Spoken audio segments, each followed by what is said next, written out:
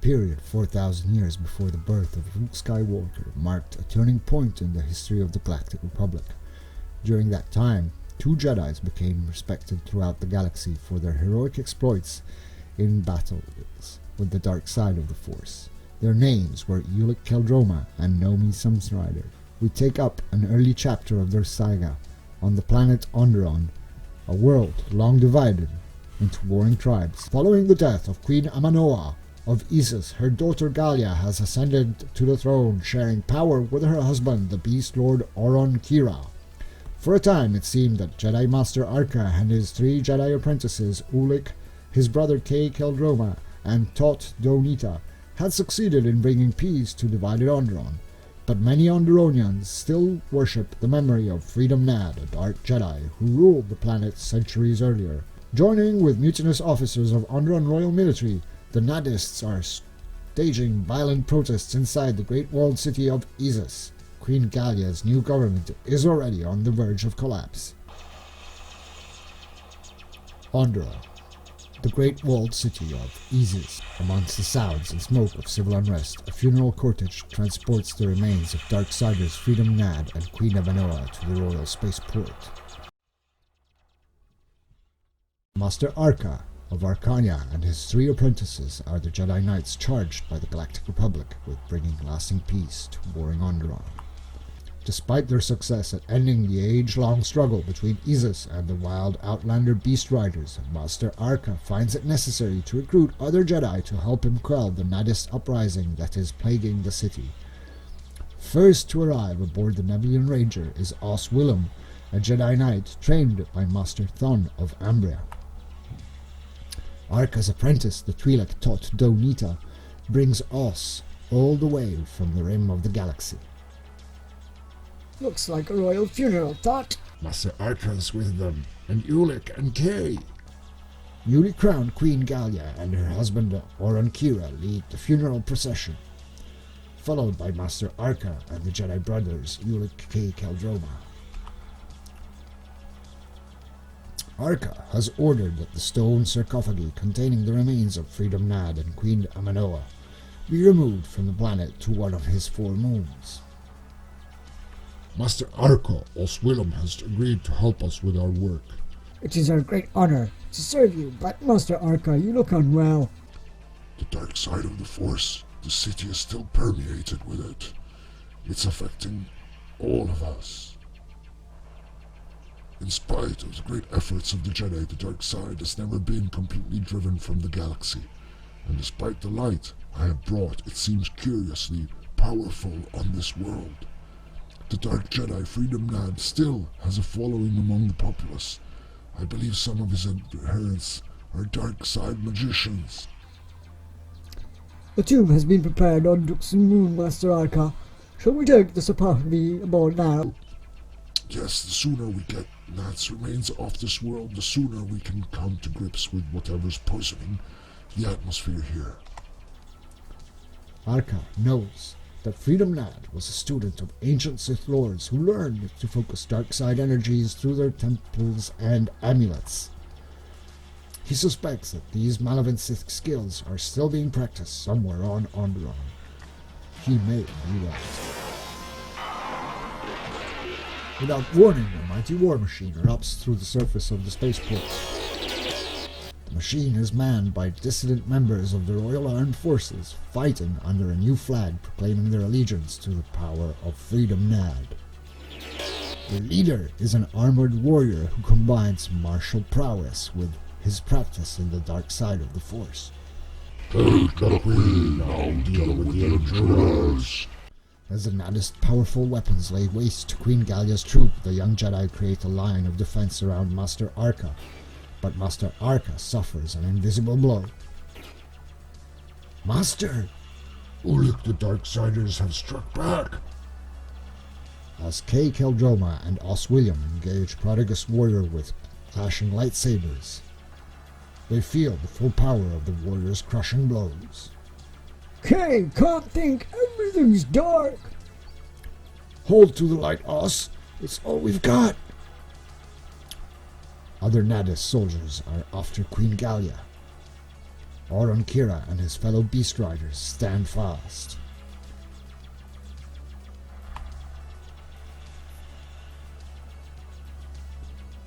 But the real object of the assault is neither Queen Galia nor the great Jedi Master. Alright, David, you got what we came for. Pull back.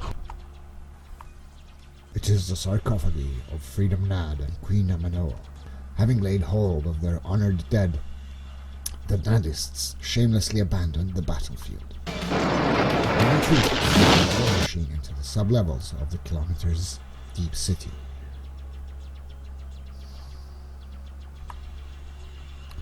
Master Arca, are you all right?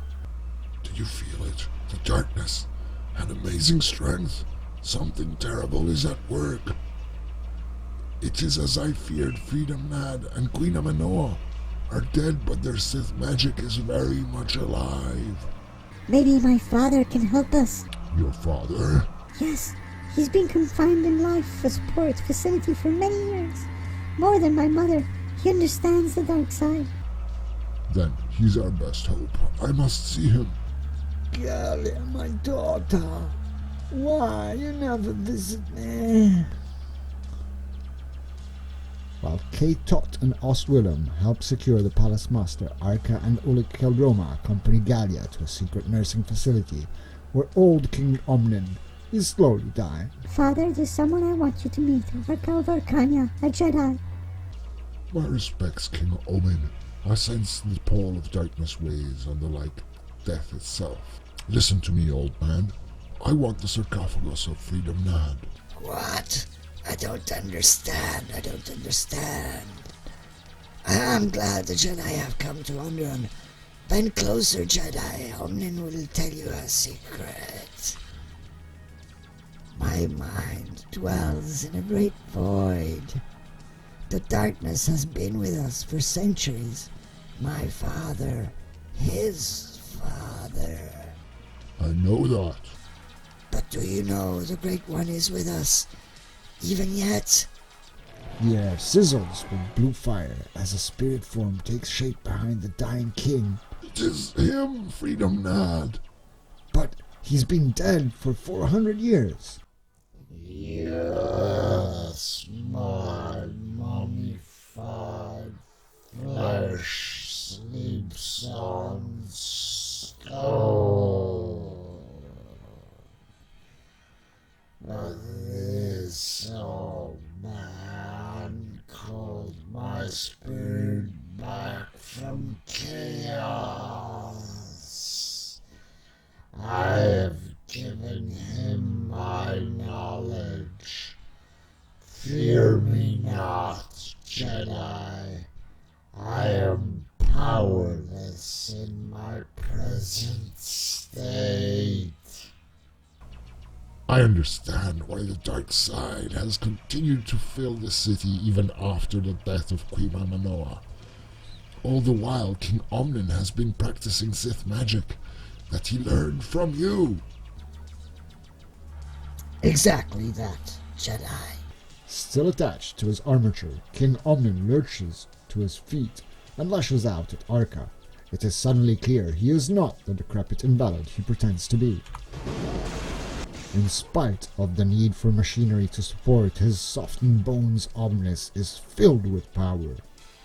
Believe me, Jedi, the Sith way will live forever. Ulik rushes to Arca's side. Master, I hear Arca's smothered in dark side energy. Come to me, daughter. Stay with your old father. I need you for my work. Take me away from him, please. I don't know about you, but I'm ready to die. Cut off from his master by Omnin's warrior, Ulik lets his flashing lightsaber find its mark. Ulik's struggle grows even more desperate as he sees his master spirited away in the arms of King Omen. I believe that brave Jedi will give Warb Null a fine beating. Yes. Fight well, young Jedi. A great destiny awaits you. As the dark side spirit of Freedom Nad vanishes, Omni carries off the body of Master Arca.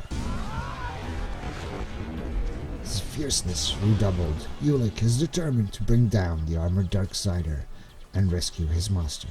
The evil warrior presses a wall of dark force against his opponent, seeking to extinguish Ulick's will. Ulick feels his strength begin to ebb. Then, with one magnificent blow of his lightsaber, Ulick Keldroma ends the brief career of Wabbit. Victorious, Ulick feels no jubilation, only a dark vertigo. My head, I feel like I'm falling from a great height. They've taken Arca, I can't sense where he is. Did you see which way they went? I'm not sure. Then let's get to the others. We're going to need help. Lots of help. Making their way from the underground to the streets of Isis, Ulick and Galia find that in their absence the royal palace has been captured by the Nadists. Ulick, over here! Where's Arca? They've got him. Okay, it's my fault. That's not true. Ulick did everything he could. The palace has fallen. We need to get Galia away from here. I have a war beast ready. Caught transporting warrior teams to Madame Kira's citadel as soon as he gets back. We can rescue Arca. If the dark side could take Master Arca, then it's too strong for us. We're going to need more Jedi Knights and the forces of the Republic. A Jedi knows when to act alone and when to call upon the great brotherhood of Jedi Knights. It is decided to set up a base of operations at the Beast Lord Modon Kira's citadel in the wilds. Feeling a growing sense of despair, Ulick only hopes that Master Arca hasn't been murdered by King Omen. Ossus, third planet of the Adigan system. An important Jedi stronghold since ancient times, Ossus is now a thriving center of Jedi learning. A great Jedi Master, Thon of Umbria, has brought his own new apprentice to Ossus to train and study. It's so peaceful here. The Force permeates everything.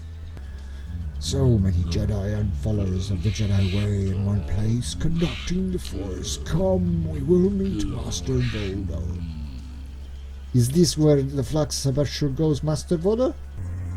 No, Ace, you see, the crystals must be aligned just so. Mr. Doctor? Oh, hello, Thon. Have you brought my new student? My apprentice Nobish and Strider and her daughter Avimha. Nobi is ready to learn to construct the lightsaber. The Force tells me that Nomi Sunrider can be a great Jedi if she listens to the Force. And so the little one, also a great Jedi. Thon takes Vima to play with the other children of Jedi, and Nomi begins her instruction. Here's another beginner, Shab Nikulu of Afrandisius. Shaunab is very dexterous, although she only sees in the Force. Master Vodo, I think I ruined this crystal. I'm sorry, Master Voodoo. I cut it at the wrong angle. It's not your fault. It was a flawed specimen. Take another and start over. You can have one of mine, Shaunib. I have far more than I need. Oh, puntaites. The rarest kind. Where did you get them? My husband, Andur, gave them to me. Andur Sunstrider? I know him well. They say he's with the light. Yes, my husband was murdered by thieves. But as Master Thon says, out of great loss, a new life can be born. I am a Jedi now. Though a long and enjoyable week, Nomi works on her lightsaber, instructed by wise old Vodo Sioskabas. During the first months of her apprenticeship, Nomi resisted Thon's urgings to take up the Jedi weapon, but she now understands many things that were hidden before. The lightsaber is not only a weapon of war, it is one of the ways a Jedi contacts the Force. Excellent, now let's see if it works. As Nomi Sunrider touches its activator beam, a powerful energy beam pulses from the newly constructed lightsaber. Nomi takes satisfaction in knowing that this weapon contains the very crystal Andor was bringing to Master Thon. on the day he was murdered. During the weeks that follow, Nomi advances rapidly in the Jedi way until one day a fateful assembly is called. Jedi Master Archon has fallen to the Sith sorcery on Onderon. A team of Jedi Knights is needed to help rescue him. The entire assembly volunteers for the assignment, but only 5 Jedi are chosen. They Shaunab Kulu, Krul, Tok, Kithkark, and Nomi Sunrider. Master Thon congratulates Nomi. Surely this is a sign, he tells her. Your spirit is rushing towards destiny. Naomi's child, Vima, will be quite safe among her newfound friends on the Jedi world, while Nomi and her companions journey across the galaxy to Onderon to take up arms against the Darksiders. Republic City, a sprawling metropolis blanketing the entire surface of the planet Coruscant. Warmed only by a small white sun, the oldest and densest population centers cluster near the equator. These sectors consist of layers built upon layer, a great hive of intelligent species from every part of the galaxy. Republic City is the core world where the governing body of the ever-expanding Democratic Republic dispenses laws and decrees to the entire galaxy. In the Defense Ministry's chambers, a committee of senators is debating the merits of Ulic Keldroma's call for assistance. My fellow senators, the situation on Onderon is deteriorating. We have been asked for assistance. I suggest that the Republic fleet move at once. Telling civil unrest is one thing, Natus. Going up against the Darksider is another. This is a matter for the Jedi themselves to resolve. I disagree. As the Senate debate rages elsewhere on Coruscant, the followers of the dark side are at work, seeding the beginning of what may prove the undoing of the Republic itself. Here's the place, Alima, the Galactic Museum. The guidebook says the Republic has preserved many Sith artifacts, Satal. Satal Keto and his cousin Alima, youthful heirs to the throne of the Empress Tita system, are wide-eyed tourists in the streets of this ancient, multi-leveled city. As a way of amusing themselves, the indolent young aristocrats have been dabbling in the lore of magic. Along with their friends, they have formed a secret society they call the Krath, after an evil magician god from the fairy tales they learned as children. If Satal and Alima want to know more about the dark side of the Force, they have come to the right place. The Great Galactic Museum is a repository of precious objects from thousands of forgotten cultures, including those that worshipped the dark side. Outlawed for their evil practices, the Sith civilization long ago vanished into obscurity. The end of the Sith people also marked the disappearance of their Dark Lords.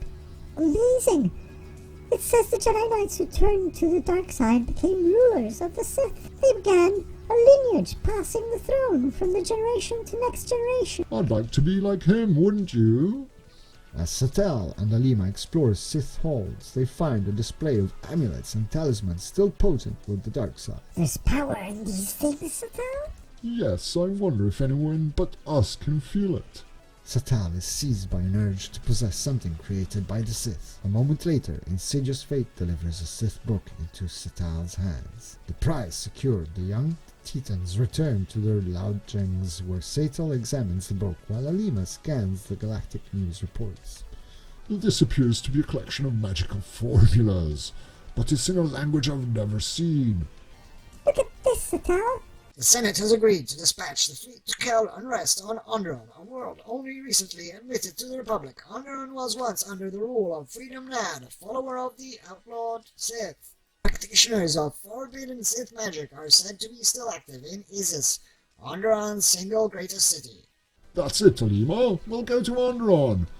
That's where we'll unlock the secrets of this book. Energized by the prospect of bringing some real magic secrets home to their friends, the reckless young aristocrats make an unscheduled light-speed jump in their royal space yacht. Coming out of hyperspace over Onderon, they find the war fleet of the Republic taking up strategic positions in low orbit. Attention, all space traffic. This is now a security military zone. In response to the warning from the Republic Strike Force, Satal dives his ungainly space vessel right through the fleet. Satal, what are you doing? You'll get us killed. Hold tight, cousin. I'm not letting the Republic get to those Sith magicians before we do.